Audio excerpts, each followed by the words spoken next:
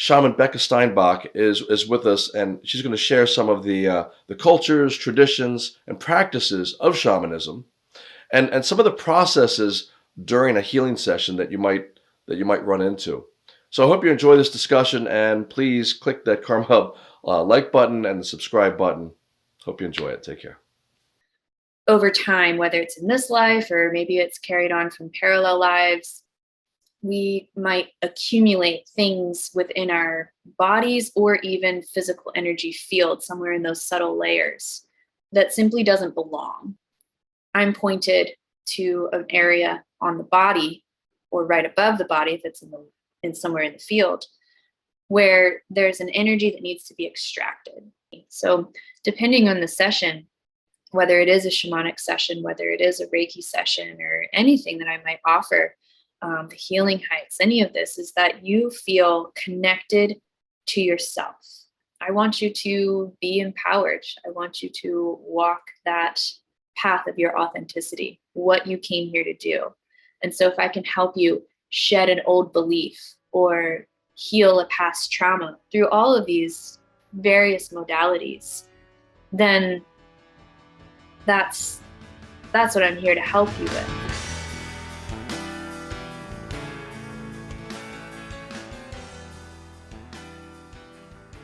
You are a shamanic practitioner. Correct. A coach. I guess Yes. also a Reiki practitioner, or you practice Reiki, Yes. which also involves, to some extent, sound healing and sound baths. I'm sure there are many other things that you hit on. But what is it? What makes you a shaman? Like, what does it take to be a shaman? What does that mean? It's a great question. Well, it's funny too, with communities in the indigenous tribes and such, shamanism is worldwide in all sorts of indigenous cultures. And for one to be a shaman, or really it's a medicine person, they're a knower, they're a seer in some capacity. They're also able to heal, to cure. The shaman will not name themselves the shaman, if that makes sense. It becomes something that is more earned within the community. And so it's a little different, as we've in the West have started to become more interested in embracing the shamanic practices and the culture. And so as far as, the lineage that I'm connected to, we are mesa carriers. I'll show you here. This is my mesa. It's a medicine bundle. Through the mesa carrier. So is that just like a bundle of herbs and plants? It has sacred items that the shamanic practitioner will use. It's kind of like an intermediary as well as a map for one's own cosmology, their own healing path, their own journey around the medicine wheel. And so we will use the mesa as we receive our rites of passage throughout connecting with an elder, if you will. Someone who's who has those belts of power, those rites of passages already in Quechua. That's a term of karpai, rites of passage. And they'll pass that on. And so when one is first assembling their mesa, some of the items that go in there are what help bring in that karpai, that rite of passage. And so as the shamanic practitioner, the Paq'o, starts to grow on their journey, starts to learn, starts to heal their own self, the mesa starts to reflect that, if that makes sense. And as we start to grow, some of these sacred items that are within this bundle, we also use to help others in our practices. So they're common tools that you would use for yourself, for the healings, for the others. Yes. Okay. And so the way it's been through my lineage, at least my teacher is connected to a Peruvian, native. There we go. And so he is connected to the Paq'o in the Andes, the high Andes. So they're a very remote indigenous culture. that have held on to a lot of the Peruvian and Incan shamanic practices, even as Catholicism came through. So as part of his walk, my teacher's teacher, has been to merge, some of the people from North America, from other areas of the world that are in more of the modern practices, more of modern life, and teach and share this medicine. And so that's very overarching how it became at my doorstep. And one goes through various trainings. Some people will apprentice under a specific shaman or medicine person for a period of time. There are some that will do various classes. It depends. It's not as something that's as specifically regulated as, say, Reiki. Okay, so it's not as specifically regulated like Reiki? Not in that way, no. Reiki has a very specific, specific lineage, specific way that they're going to teach Reiki 1, a specific way they're going to teach Reiki 2. And while we will receive various, rites of passage, and depending on, if I'm going to meet another person that has been trained in Andean shamanism, they're going to receive similar, if not the same, rites of passage. But if we were to meet someone that is a shamanic practitioner that was trained under someone from Ecuador, that would be possibly a completely different set of initiations or rites of passage, teachings, all sorts of things. So when I think of shamans, I think of, really the first image that comes to mind is image of, the Indians and that special person within a tribe.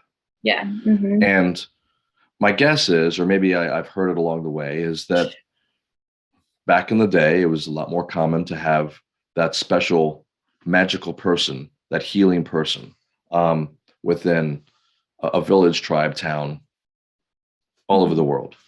Mm-hmm. So I see. So yeah. So I guess depending on where the original lineage is from is going to determine what practices that particular shaman practices.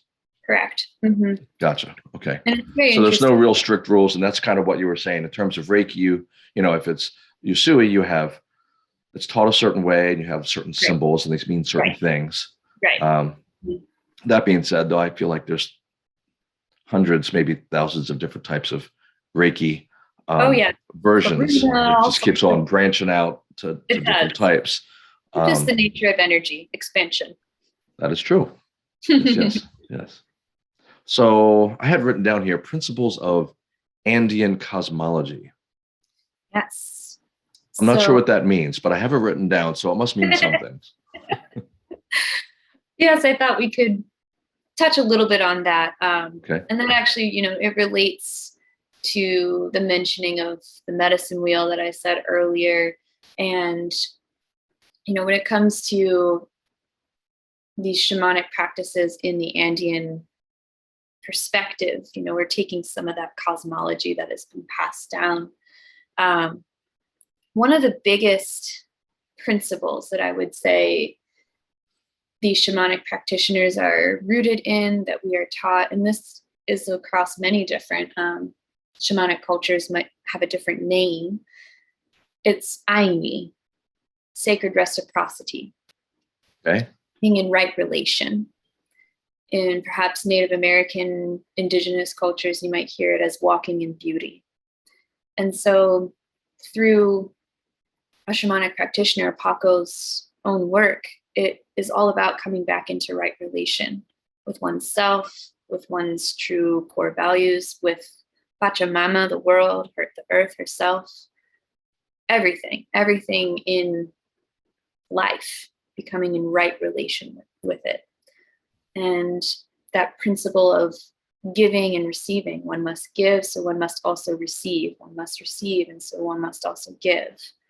And that's that natural flow of energy. There is a giving and there is a receiving. And so that's something that's very based. I'm sorry, I don't mean to backstep, but for so So I've gone to a shaman a couple times. Well, I know a couple people that are shamans, yourself included. Hi, good to see you. Hi. um, and oftentimes I see them using like a feather or Mhm. even like different types of shakers. Oh, yes. Um, Now, is that something that you would find? Okay, is that something that would be a part of like that bag, that assemblage that you were referring to earlier? Typically, with mesas, I'll see bells tied onto them at times. Okay, We'll use bells to help seal the energy field at times, bring in that sound frequency. What the rattle does, and you'll find the rattle or maraca in more of the Andean culture, but you'll also see a drum depending on where you go. What these do is they give a nice monotonous beat when you are going on a journey. okay, And so that helps with journeying into different realms. We have the three main realms, if you will, through this Andean cosmology. We right now are communicating, existing, experiencing life on the K-Pacha, the middle world. okay. And so that's the realm of the physical plane. When shamanic practitioners will go on a journey, they're going to go either down, well, they might go on a journey into the middle world and kind of just stay in this plane of existence. Or maybe we'll go down to the Ukupacha, the lower world. And that's that belly of the Pachamama, the realm of more or less the unconscious, but it's very, very alive. There's a lot of beautiful wisdom in there, as well as that can be where some of the shadows can dwell. So it's a mix of both, both on the spectrum of polarity. It's also where great healing can be done, because if we have a part of us that fractures off from a trauma, it's going to go down to the belly of the Pachamama, and we go through the lower world to retrieve that part. There's also the upper realm, the Hanapacha, the upper world. And so that's the place of the celestial beings, the luminous realms, places of that cosmic force. And so when a shamanic practitioner will journey, while they might retain awareness of the physical body, the consciousness is moving and experiencing. And what the rattle will do is create a nice monotonous beat. Sometimes it's very closely linked to a heartbeat rhythm, and that will help transcend your state of awareness so that you come into what we call luminous awareness. It's more of that in-between state, closer to the theta state, where you're not quite asleep, but you're not quite awake either. And in that state of awareness, that's where the consciousness can start to travel in both realms. So that's one use for the maraca, the rattle. We'll also use it in our healing. This using that with sound will wake up the energy body. So if you need to wake up something, you need to open an energy center, it's a great way to do it. Yeah, that's what I often hear, is that Mhm. these sounds, drums, rattles, maracas they kind of break up the stagnant energy Mhm. and allow it to move wherever you Mhm. need it to move more easily. Yes, Um, just the other day I was doing a clearing at this house, and I was going around and mixture of some of the shamanic techniques that I've learned and some other intuitive downloads, but I was shaking my rattle to break up the energy in all of the corners of each okay, room, right. and then taking a tuning fork and tuning it to a higher vibration. So it was shaking to clear, and then the tuning fork to attune it to a higher frequency. It's pretty And cool. would you say that the clearing of the house, it was a success? Oh yes. Okay. It Yes. took a little bit of time. This one was a little sticky, but sometimes they're immediate, sometimes it takes some time. So what was the issue with the house? And we're in very chaotic times. We're in very polarized times. There's a lot of unmanaged energy around. We Mhm. live in Baltimore City, Right. so there's a lot of energy, whether it's old, whether it's lower frequency, in if it's something that is human based or not. Um, so anybody can have energy infiltrations by these lower frequency energies. And it's one reason why we protect our fields. It's one reason why, just like sweeping your house to keep it physically clean, sometimes you got to do a clearing to clear out any dense energy or something that could be a little bit more darker, a little bit more malevolent. So we unfortunately experienced the other week more of a malevolent infiltration, if you will. And so that required some major clearings and big house clearings. And then, of course, regularly, I'm clearing the house. As you know, we have lots of energy. Some of it's very dense, some of it's very refined.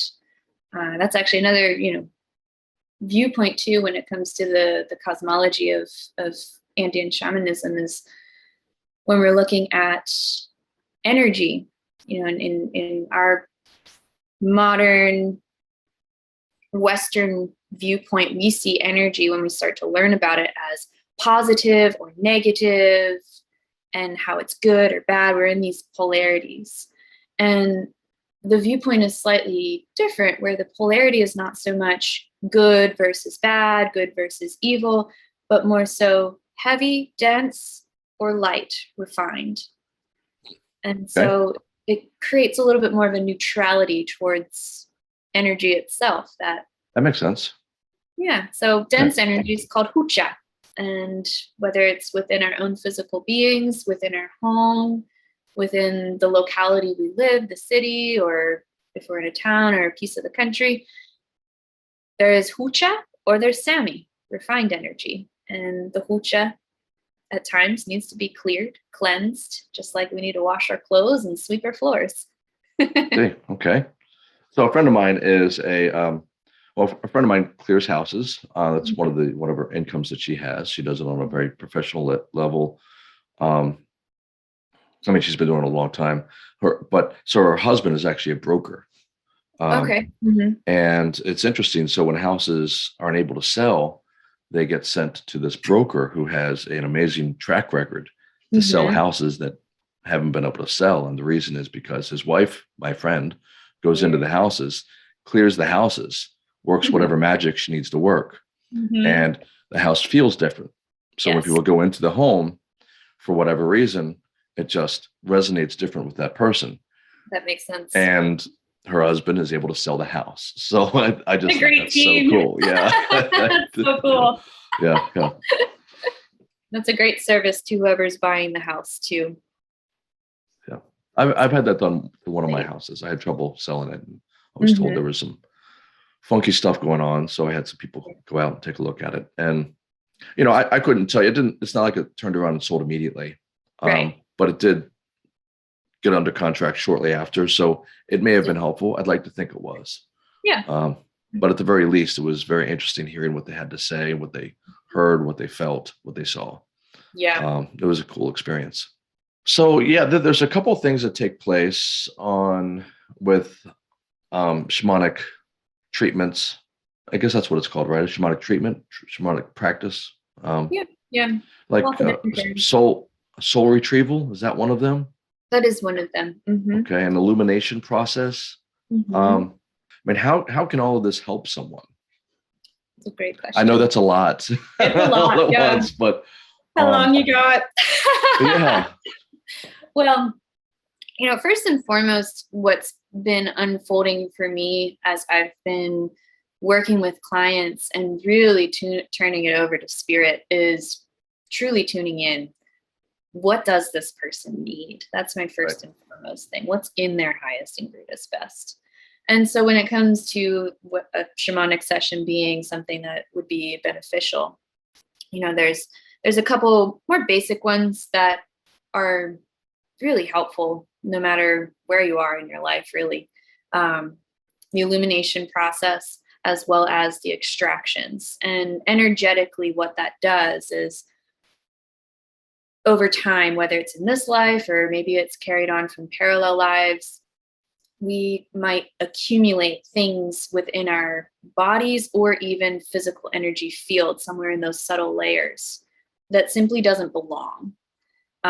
It might be an imprint from something that happened in 5 lives ago, but it's still carried in our field. And so what the extraction process does is we're tuning into the energy field, and I'm connecting with that individual's field, with their energy, calling in their team of light, their higher selves, everybody, and taking a journey and checking out that body, that luminous field. Is there anything that can be removed that doesn't belong? Okay. Sometimes these can inhibit, even our regular functioning. Maybe it's causing a little bit of brain fog. Maybe it's causing a certain fear towards something. It's not necessarily logically connected, but it has an influence. So based on what is shown in that journey, then I'm pointed to an area on the body, or right above the body if it's in somewhere in the field, where there's an energy that needs to be extracted. So we're extracting it, and working with the forces of nature as well. So calling in power animals to assist you during this, calling in a local, the energy of water, local bodies of water, their spirits to help with this process to clear. And so that more or less is a very general explanation of that extraction process. It's to help clear something, let go of something. And do you see, like, if someone has something in their auric field that probably should be removed, do you see it, or how do you sense it? Is it intuition? Are you it very much changes. Sometimes in the journey I'm seeing it. Sometimes I just get down into the lower world and boom, there's the knowing.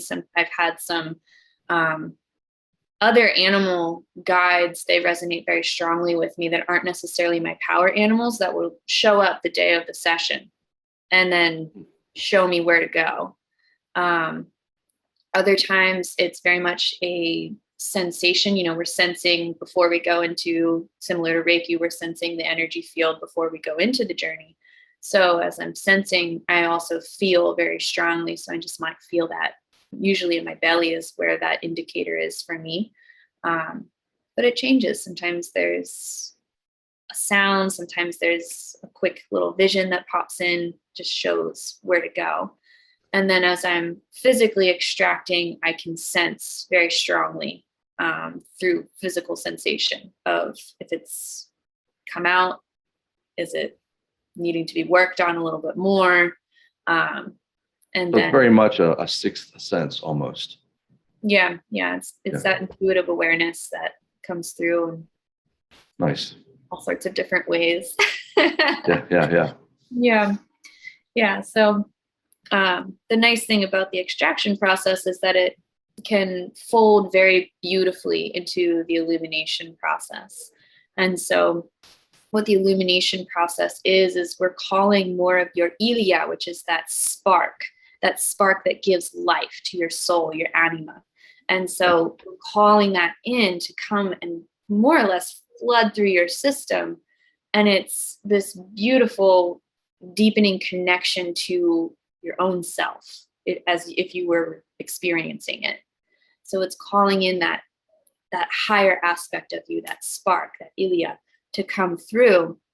And as that comes through, if there's any remaining blockages, or if we're doing that standalone, if there's any blockages, it's going to pass through energetically. And I'm the one, as the medicine person, that's anchoring in that space. And I'm connected to the Pachamama below, that anything that needs to flow through is going to flow through and out through my feet and go boom into the earth. Pachamama loves hucha. So giving her that hucha, okay, she'll eat it. She turns it into compost, fertilizer, all that good stuff for new growth. Nice. So that's one. Is there ever a time when you're like, oh, that needs to come out, and you remove it, and you're like, oh no, I shouldn't have removed that. I need to put that. I mean, can you make mistakes? Like how does okay. Medium. I know with Reiki, somehow included in the wiring or the programming of Reiki, supposedly there is a do no harm mechanics behind it. I don't know what kind of sense that makes, but that's yes, seems to be the way that is. Right. And very similar to what I'm working with too, is when I'm in that luminous awareness and during these processes, I'm in this state of communion with the divine, with prayer, and always, always, always surrendering and praying for the highest and greatest best of this individual. And that if there is, for any reason, something that my little self is missing or is not doing in the best way, that spirit's going to come in and guide me, they'll take over, so that that individual receives exactly what they need to receive, and that it is in their highest and greatest best, and that they leave that session feeling more aligned with who they really are, with their inner sense of being, with spirit, with their path. Now, is this something that you can do on a remote level, or is most of it done face to face? I've been doing most of them in person, though it can be done remotely as well. Okay. So it's Either or. malleable in that Gotcha. sense. Mm-hmm. That's Yeah. what's so amazing about energy work. You know, Yes. I mean, a lot of practitioners would argue that it is actually more potent, more effective when done remotely. Can be, depends. Yeah, and of course, it depends on what modality you're working through, right? I'm sure there's some things that don't translate quite as well, but when you're working with energy, like Reiki, you know, a lot of my practitioner friends are like, it actually works, and they even put a number to it. They're like about 20% better, and I've heard that number by a couple of different practitioners. So I would say maybe it's 20% more effective if you do it remotely, in some modalities, some elements of energy work. Yes, I do. I just think that's so weird. Distance Reiki session. They are. I think part of it too is that it's unfolding in the quantum field rather than just in the physical domain, and so we're experiencing things on a multidimensional level that, even our logical brain, especially, is not necessarily aware of. But we allow it more when we surrender to that idea of distance. Maybe it's filtered less. It Right. has the personal, individual filter is less, is influencing the energies less if it's done remotely. Mm-hmm. I don't Very know. possible. Mm-hmm. I'm trying to rationalize it somehow. Because I do twice a month, I do a remote Reiki circle, and a number of people get together and exchange sessions. One person will hop on the virtual table, so to speak, and we'll all work on that one person, and then each person gets about 10 or 15 minutes, and then we just kind of rotate. And it's really amazing. I mean, it's quite jaw-dropping how well it works. Yes, it is. It's beautiful to experience. And so what got you interested in all of this? I was very much what I call a sleeper most of my life. I very much had a lot of gifts when I was a child, but I turned them off immediately. That's pretty common. Yeah. So I don't have a lot of memories of my childhood specifically.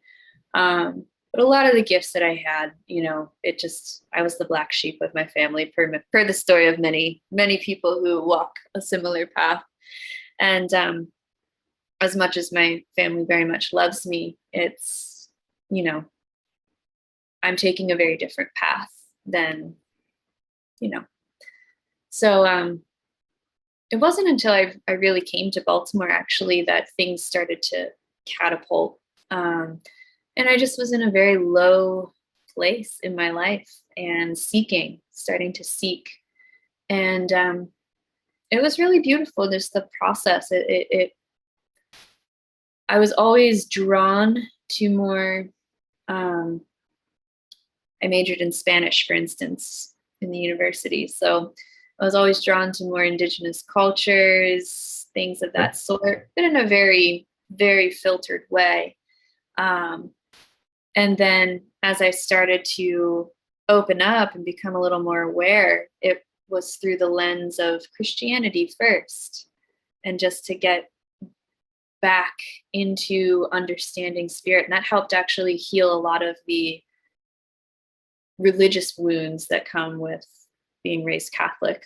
Okay, fair enough. And so a lot of that, and starting to experience some more of that direct experience. But it just, as I opened, I was like, there's more. And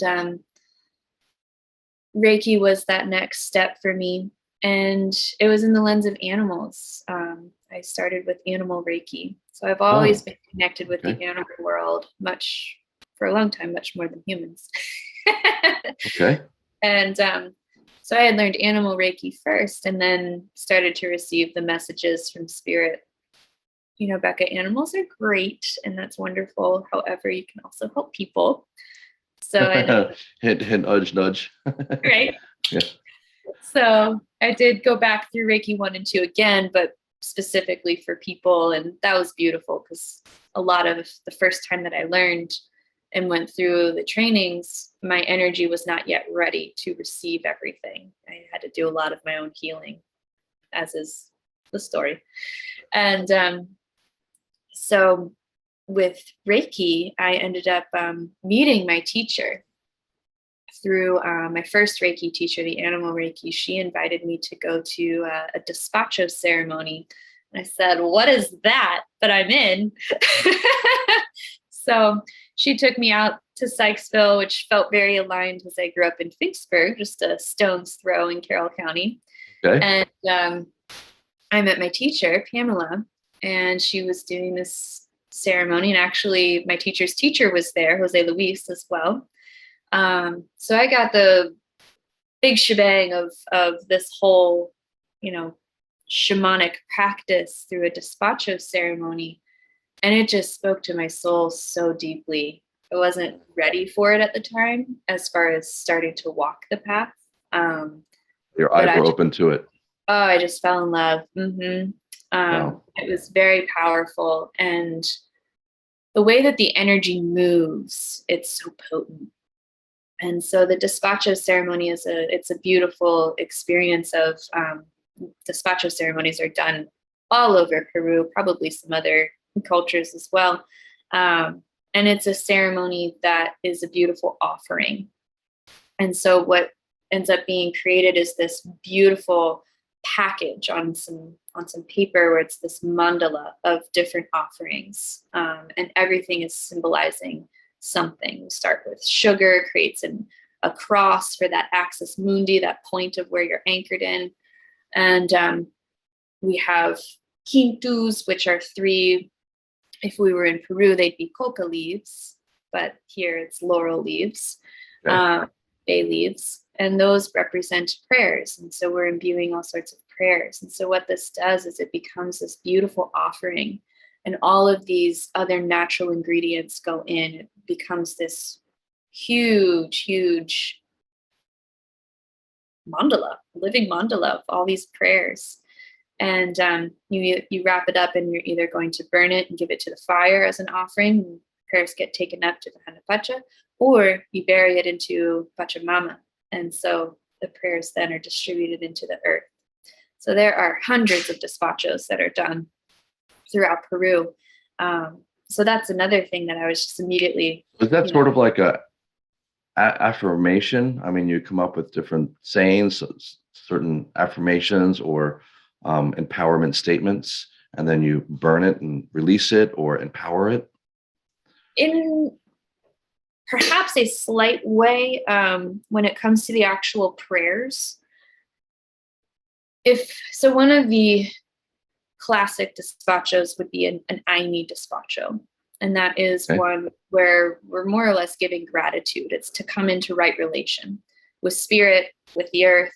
So when it comes to your actual prayers, you might have a few of what you're desiring to call in. So maybe you'd use an affirmation at that point, like, I am loving awareness, or whatever it might be. And you blow that into your prayers, into your quintus.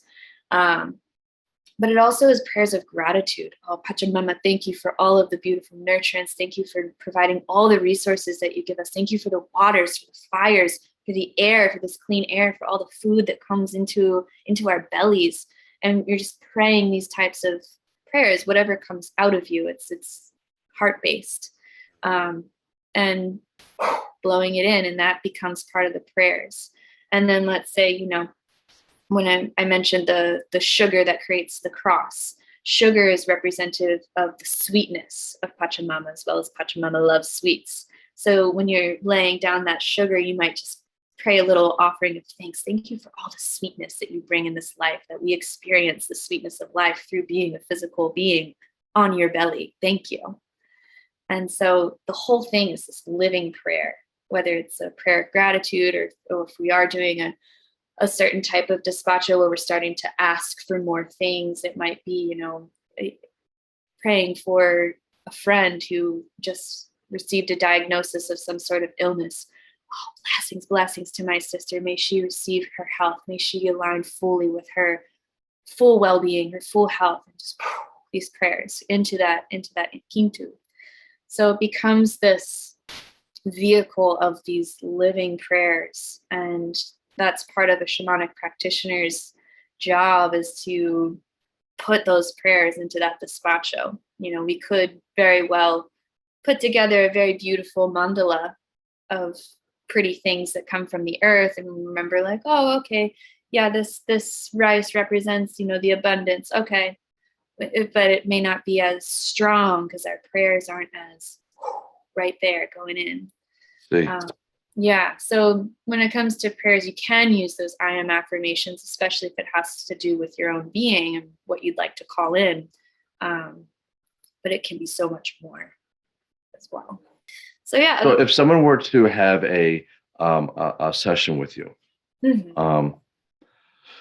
like what could they expect an outcome would be? I mean, so I have this person I go to from time to time, and I can't really put a finger on what it is, but I always come out of it feeling much better. I mean, there's certainly words of wisdom. He always has amazing insights, and he puts me in a direction that I feel is more on my path. So that's helpful. Yes.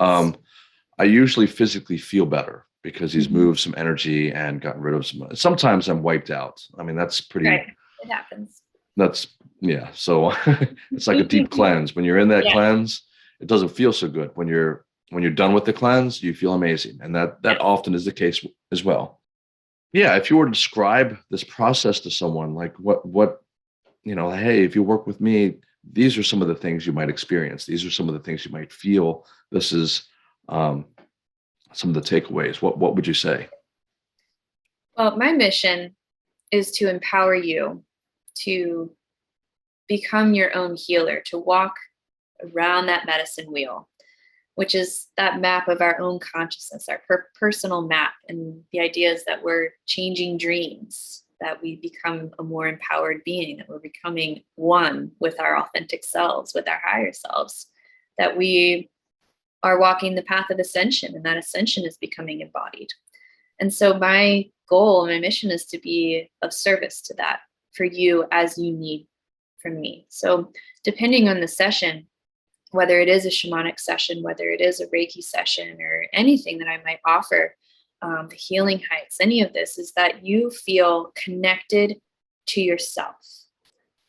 And that self with a capital S. And just like what you were saying, it might come in a way that just doesn't make logical sense. You may leave a session feeling, I feel so much better. Something was cleared for me. You might feel very heavy. Sometimes when we move a lot of energy and we clear something really big, it's exhausting.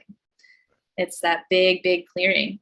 Other times it might be that, whatever kind of session we did, you went off and floated somewhere and received some sort of activation or something. You got to ground that in. So you might feel a little spacey. You might need to take some time to put your feet on the earth, to drink a lot of water, to have a nourishing meal. The idea for me is that I want you to be empowered. I want you to walk that path of your authenticity, what you came here to do. And so if I can help you shed an old belief or heal a past trauma through all of these various modalities, then that's what I'm here to help you with. And so there's such a variety of ways that you can feel afterwards. And you might feel like, I have no idea what that was. I can't tell you what happened. It was a little weird. And then 6 weeks later, boom, something shifts in your life. You know, something old that needed to go, whew, gone. And now you're walking into a new chapter. Or maybe 2 weeks later, you know, you have a big revelation. And perhaps one of the contributing factors was that you came to me and you cleared something out while you were on the table. It's all these different workings. I just think it's so cool that, I mean, I guess you mentioned that you can actually work in like past lives. You can get something from way before and get rid of it. I guess you see it or intuit it, and you can extract it. Mm-hmm. But, you know, so recently my video that I just released the other day was of a hypnotherapist who works with past lives. Mm-hmm. And I mean, it was really interesting conversation. And, you know, she can hypnotize you and take you into early childhood and then even beyond. I mean, into the beginning of time, Yes. she says, you know.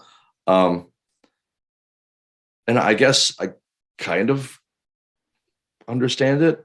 Mm-hmm. I mean, in the sense that you're tapping into the subconscious mind and you're basically instructing it to go where it needs to go. So when you're working with a past life, how do you see it, or how do you work with that? I can give you the best examples as far as the nature of my own experience. And when it comes to others, it comes up more spontaneously. Since I'm not a hypnotherapist, I'm not specializing in past lives. It's more if someone comes to me for a session, and if I'm tuning in either prior to the session or while they're, you know, we're going on a journey and something comes up, or if we're doing a soul retrieval and the part that comes out is something that is not of this lifetime, it's just presents itself. As far as for myself, it was relevant that I started to become aware of these, I call them parallel lives, because I believe that time is existing all at once. Right. So that these other life streams, which are part of my soul, they're still embodied at this time in these various capacities. So through a lot of my healing, I started to become aware of some of these other lives. And sometimes it was through a journey, sometimes it was through a meditation. Just that life would start to become active within my field. It's probably the best way I can explain it. And even to the point that some of my external experiences were happening to trigger the pain or the trauma or whatever needed to be resolved from this parallel life. And so by me experiencing something that happened in my outer conditions and then starting to neutralize that and heal, it was helping that life neutralize in their own time and space orientation. So it's interesting. I'm not necessarily someone who, if someone came to me and said, I want to heal a past life, let's do it tomorrow, I would say, great. We'll see what spirit says. You know, we might have to get some layers out before that part is ready to come forth and to the surface to be healed. So Very well said. So is there anything that you would like to add before we start wrapping things up? yeah, I wanted to talk a little bit about the healing hike offering, because it's something that started to come in around 2020, actually. And it infuses a lot of all that I currently do, but it especially helps one get more in touch with nature herself. And we go on these healing hikes and we open sacred space. We call in all sorts of, you know, the beings that are the organizing principles of the four directions with the Andean cosmology, but we're working deeply with the earth. And that just feels important to touch on, because it is something that, besides just healing our own beings, but starting to become in that right relation with the earth and becoming connected again and allowing our healing to also take place in Mother Nature. That's something that when we're doing the shamanic work, when I'm doing it for myself, I'm going around the medicine wheel myself, a lot of my work is done out in nature. So I've started to design these, what I call them healing hikes, that depending on whatever that person needs at that time, sometimes we'll incorporate Reiki, sometimes we'll do a little shamanic work, and I'm actually teaching you to do some of the tools and practices depending on what's relevant. So that's been a really beautiful thing. It's been incorporating a lot of the different tools and energy practices that have helped me. Yeah.